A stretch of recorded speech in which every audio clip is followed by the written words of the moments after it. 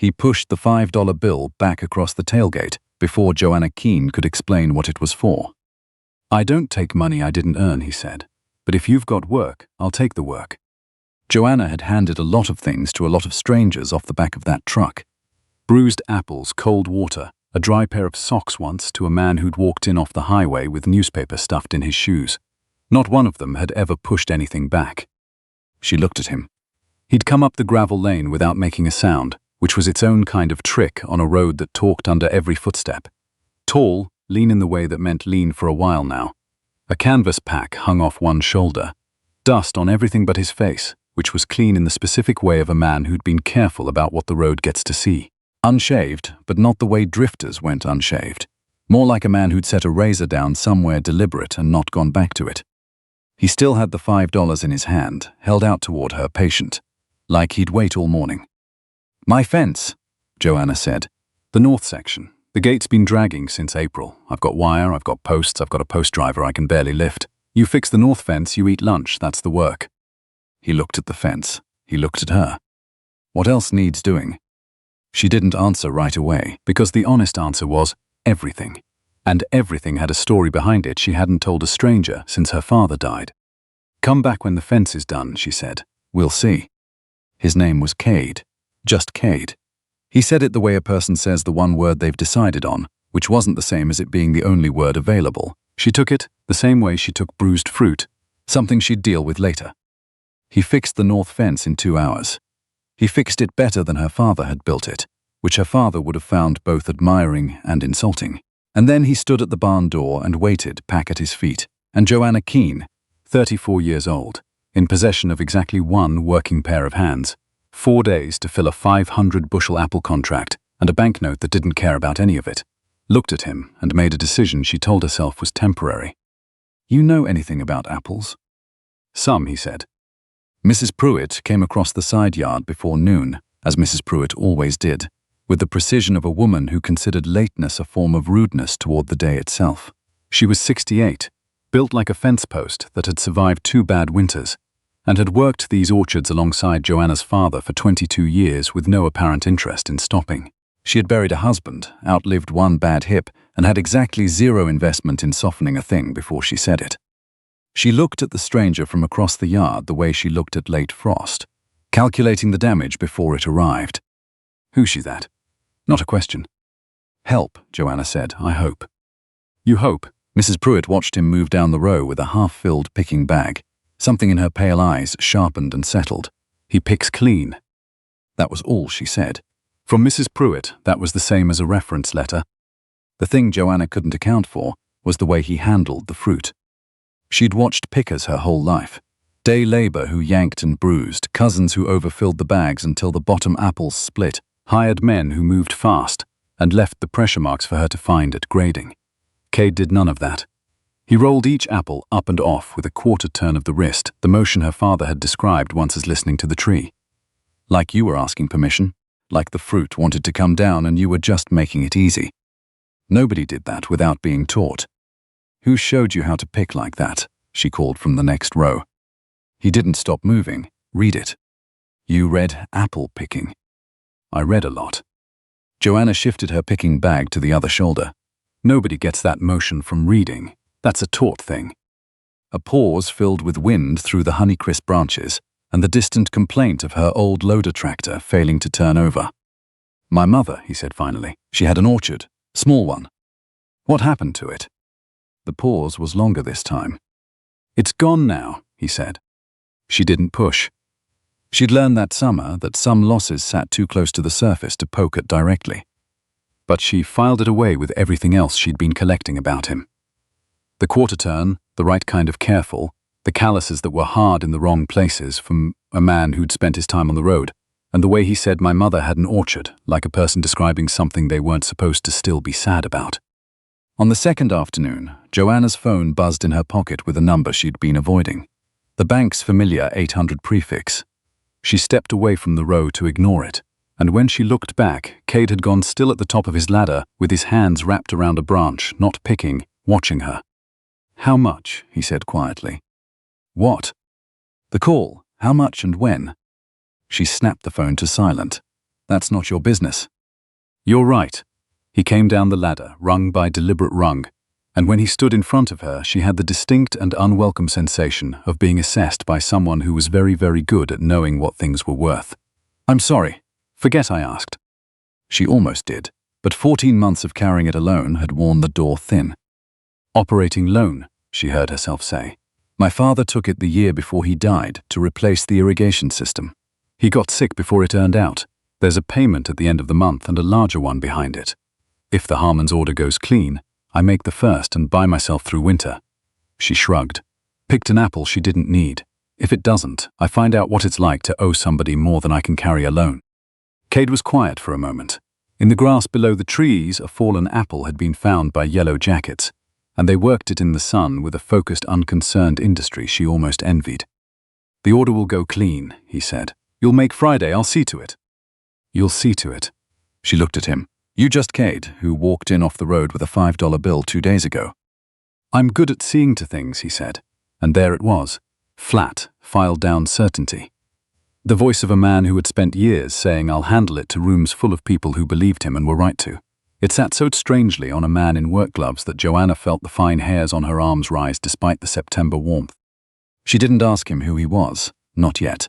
She could feel the shape of a question that needed more time to ripen before pulling. The black SUV came on the third day. She saw it first from the top of her ladder. A dark shape on the county road moving too slow for through traffic, turning at her mailbox with the ease of a vehicle that hadn't been told it might not be welcome. She came down. Cade was 40 feet down the row and then he wasn't. He was at her elbow, quiet as he always was, and his whole body had changed. Shoulders set.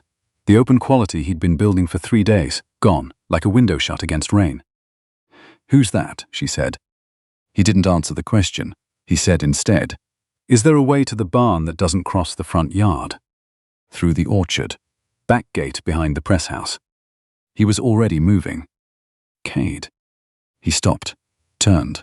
The look on his face was the first entirely honest thing she'd seen from him. Not panic, something older and more organized than panic. The expression of a man who'd been afraid long enough to get efficient about it. If they ask, he said, you haven't seen anyone. Just you out here, you and the older woman. You want me to lie to whoever just came up my driveway. I want you to decide if you're willing to. He held her gaze steady. I can't tell you why yet. I know that's not fair. I know what I'm asking. The SUV had parked at the end of the yard. A door opened. Joanna looked at the man who had spent 3 days picking her orchard like her father had taught her to pick it. Who had eaten Mrs. Pruitt's lunch without complaint and washed his own dish without being asked and fixed her north fence better than it had ever been built. Who had said, I'll see to it, and meant it in a way she hadn't been able to shake. Go, she said. Stay in the barn. And she walked out to meet the car. The man's name was Langford. He gave it the way people give a word they've selected precisely, useful but not complete. Corporate smooth mid-40s, a fleece vest over a collared shirt that tried very hard to look casual about the money behind it. He asked if she'd seen anyone, asked it 3 different ways in 3 different shapes. A man passing through, someone looking for seasonal work, tall, maybe, dark-haired. Joanna told him she hadn't seen a soul but Mrs. Pruitt and her own reflection for the better part of a week, and she said it level, which surprised even her. Langford looked at the orchard, looked at the barn, looked at her with something behind his eyes that tried to be warm and landed somewhere between appraisal and patience, the look of a man who was used to waiting out the weather. He left a card on her fence post. He didn't push further, but when the SUV rolled back down the lane, it moved slowly. The way a vehicle moves when the person inside is still looking. That night, she climbed to the loft above the equipment shed, where she'd put a cot and a work lamp, and sat on the bottom rung of the ladder until she heard him shift. He's gone, she said.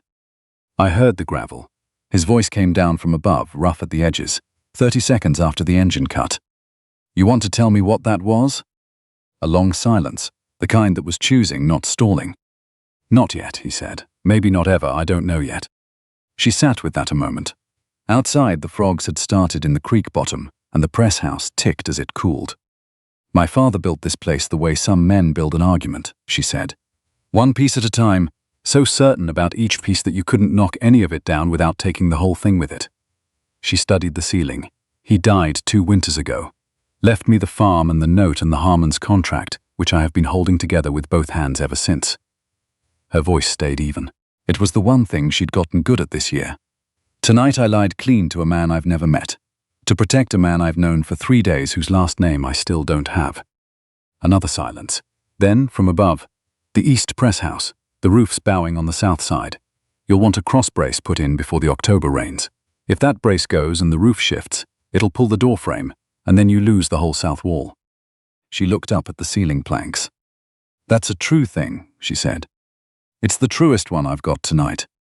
Then it'll do, she said, for tonight. They made 430 bushels by Thursday noon.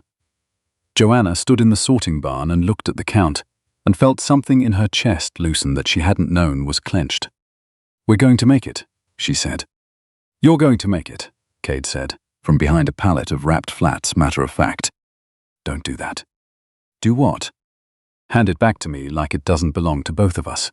She set down her clipboard. You picked 2/3 of this orchard. You don't get to make that into nothing. He stopped, looked at her across the pallet in that careful way he had, a door considering whether to open. I have hidden shallows, he said, flat as a line off a feed sack. It took her half a second. Then she laughed. Really laughed.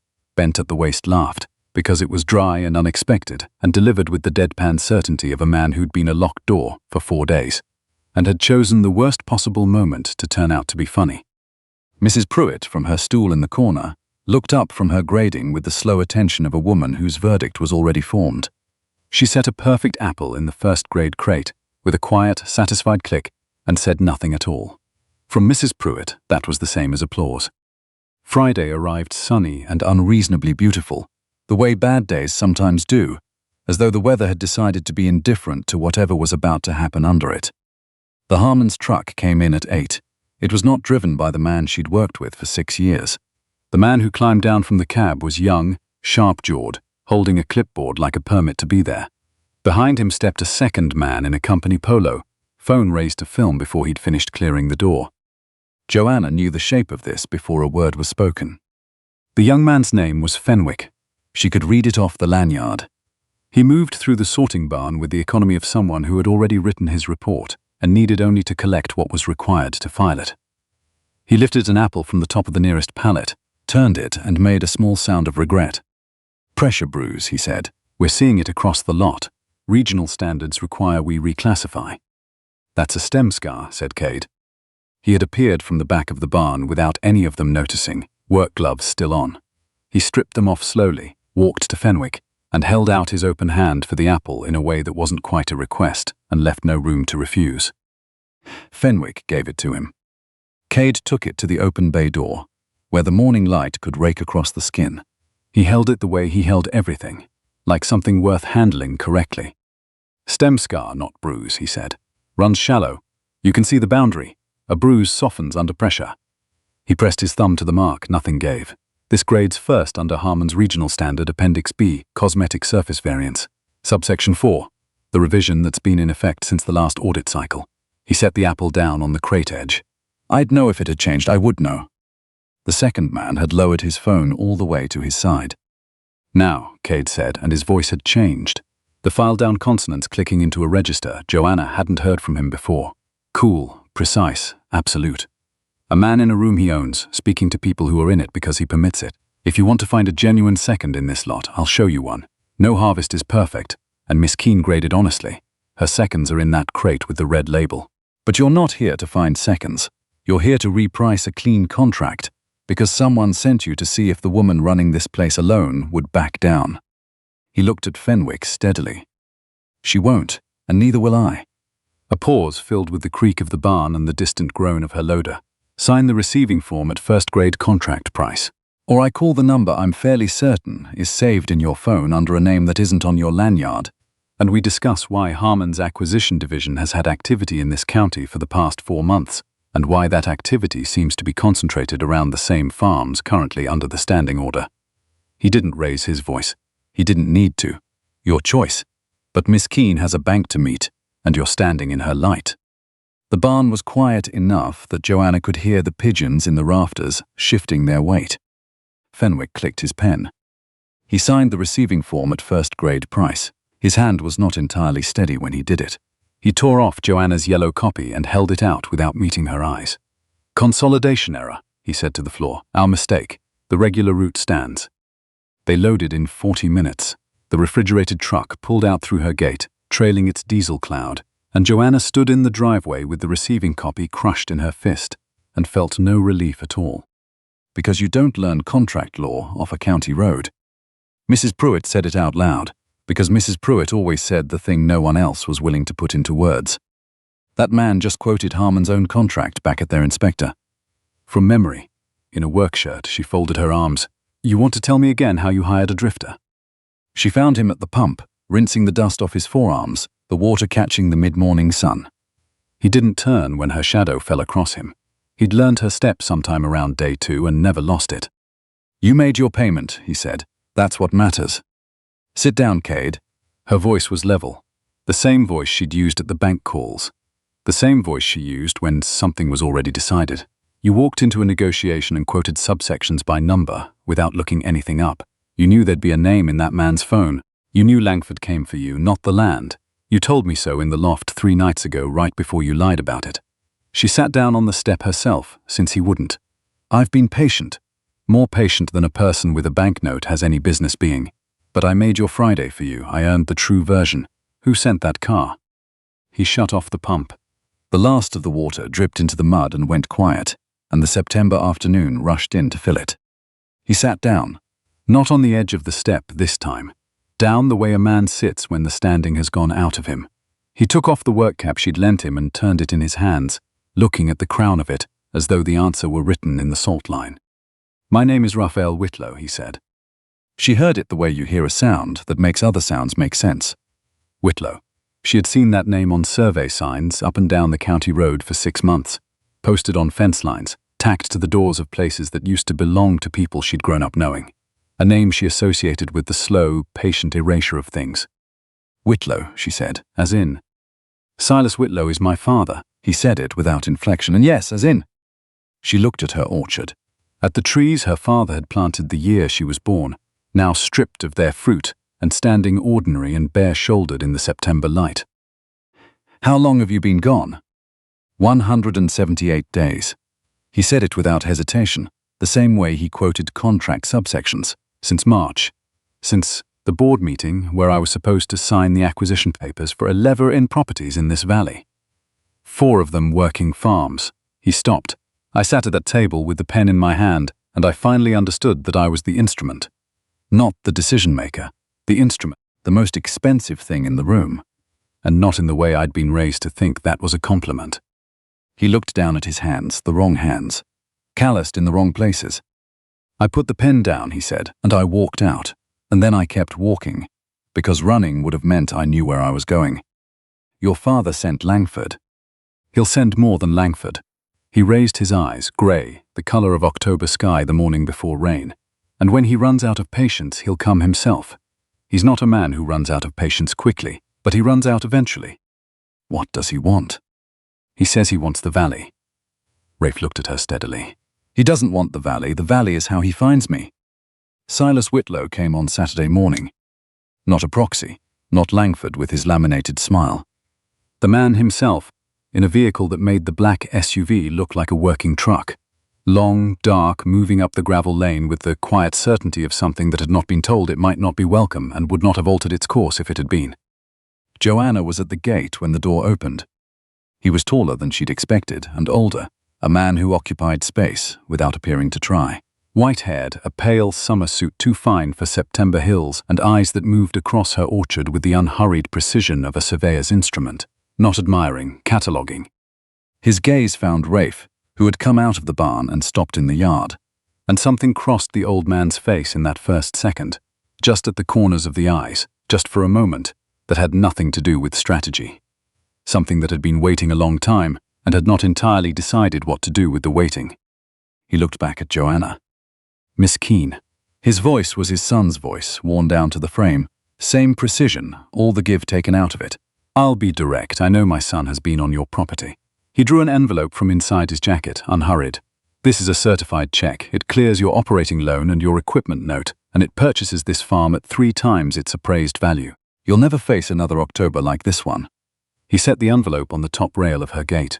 All I need is confirmation of what I already know. Joanna looked at the envelope. She knew what it contained, not because she could see it, but because she could feel the weight of what it meant from where she stood. No more bank calls. No more dawns that started in arithmetic and ended in dread. Her father's trees cared for by someone else's money. Her father's name on a deed that didn't belong to her anymore. Rafe's voice came from behind her, quiet. You don't have to, Joanna. First time he'd said her name. I know, she said. She looked at Silas Whitlow across the closed gate. Your son hasn't been on my property, she said. There's nobody here but me and Mrs. Pruitt and 500 bushels of Honeycrisp that already sold yesterday morning at first-grade contract price. She held the grey gaze that was so precisely his son's and did not blink. You've had a long drive for nothing. I'm genuinely sorry about that. September heat is cruel to a suit like that one. The old man was quiet for a long moment. He looked at her, and at the barn, and at the orchard, and at the East Press House with its bowed roof. He's standing directly behind you, he said softly. I see a hired man who fixed my fence and picked my orchard and made sure my contract went through clean. She kept her voice even. I don't know anything about the rest. Something moved in Silas Whitlow's expression, slow, like weather moving through granite. Not a crack exactly, a shift in how the light hit the surface. He opened the car door, and then he stopped. He looked at his son over the closed gate, and Joanna stood between them, and felt for a moment that she was standing on the floor of something that had been filling for 30 years. All of it pressing down, quiet and enormous, on two men who had not stood in the same field in 178 days. She'll lose this farm for you, the old man said. You understand that?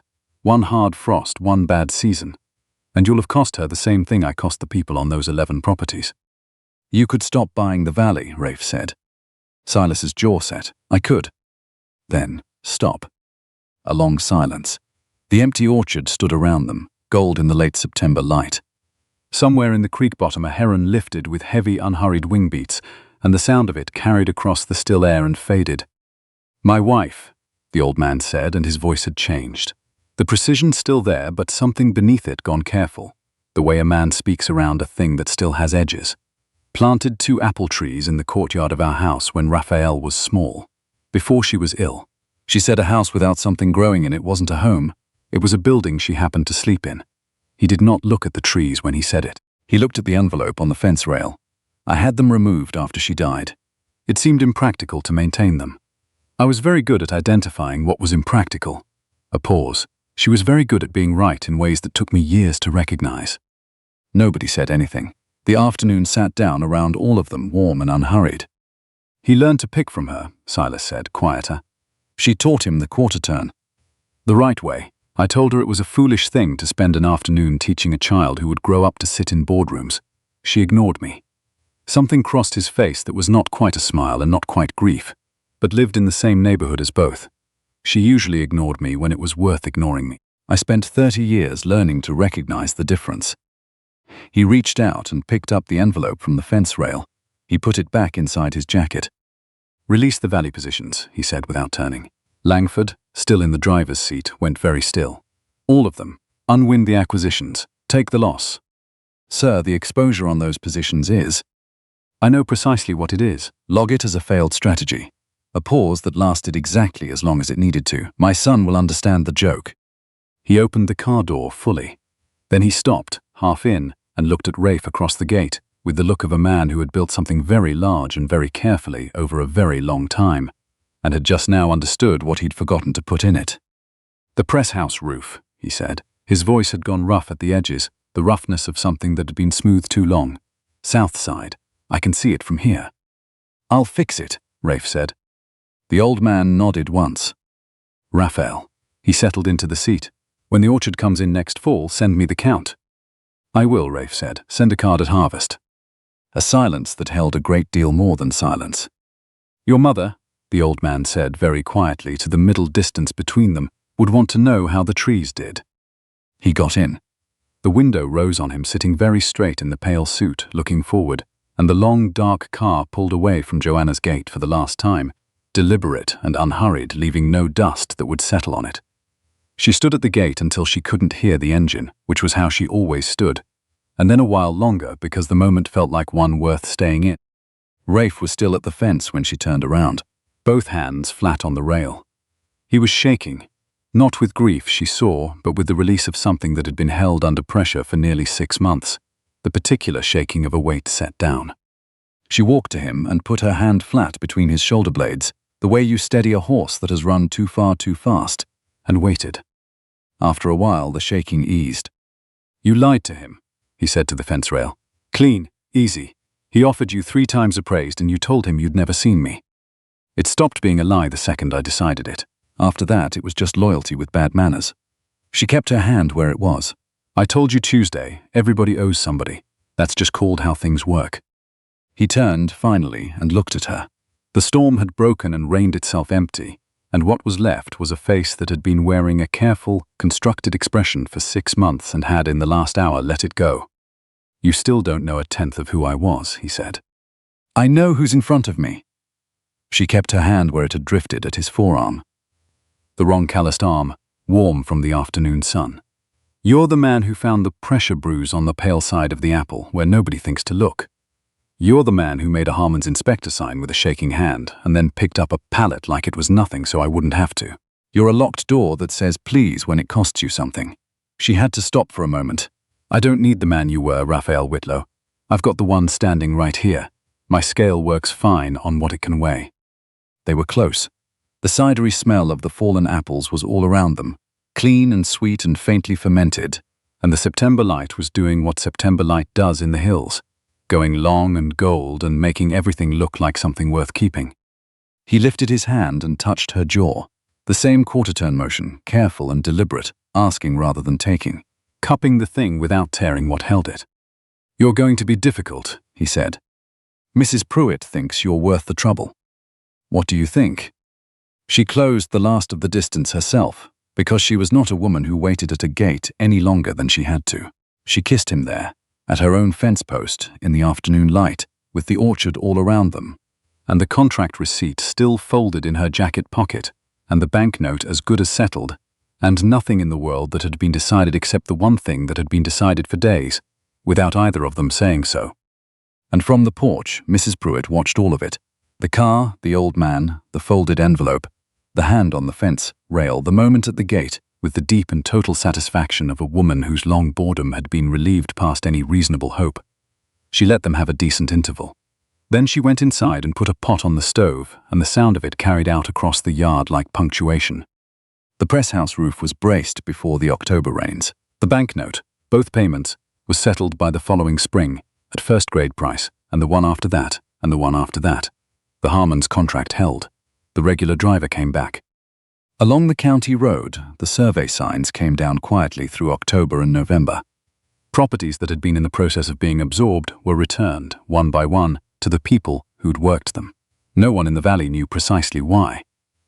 1 or 2 people heard that the Keene woman had something to do with it, which was true in the way that the most important things are true. Partially visible, most of it running underneath. A card came to Joanna's mailbox the following October. No return address, but the handwriting was unmistakable. The same economy of ink, the same precision. 3 lines. Count current, trees performing well. Better than projected. Weather cooperated this year. She wrote back. Her 4th line was unnecessary and she sent it anyway. A card arrived at Christmas. It held a pressed apple leaf, dried flat and careful between the folds.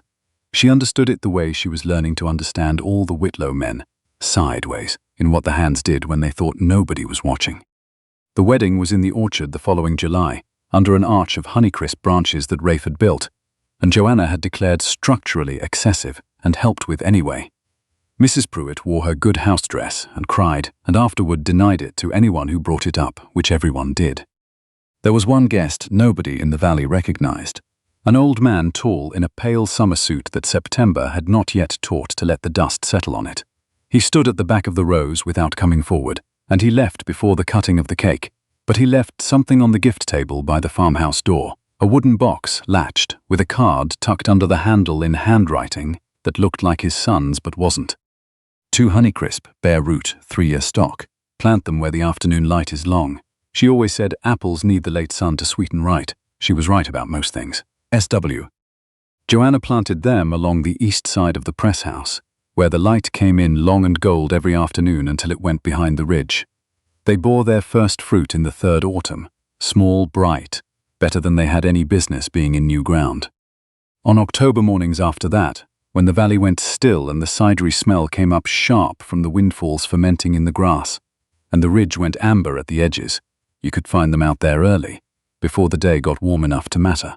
A woman in her father's old work boots and the quiet man who'd appeared at her gate in September with a $5 bill he wouldn't take, moving through the rows together, her low and him high, the picking bags filling between them in the clean fall air. His hands remembered what his mother had taught them on a courtyard terrace 40 floors above a city that hadn't deserved her. He taught it to their children in the same rows, in the same light, with his hands over theirs. And every apple he set in the bag, he set down with a quarter turn and a small deliberate lift, so as not to tear the spur that would bear next year, and the year after, and the year after that.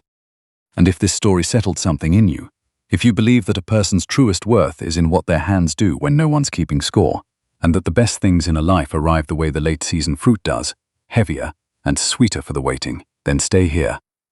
A while with us at Golden Diaries. Subscribe and let the next story find you the way all the best things do. Unhurried, unexpected, and right on time.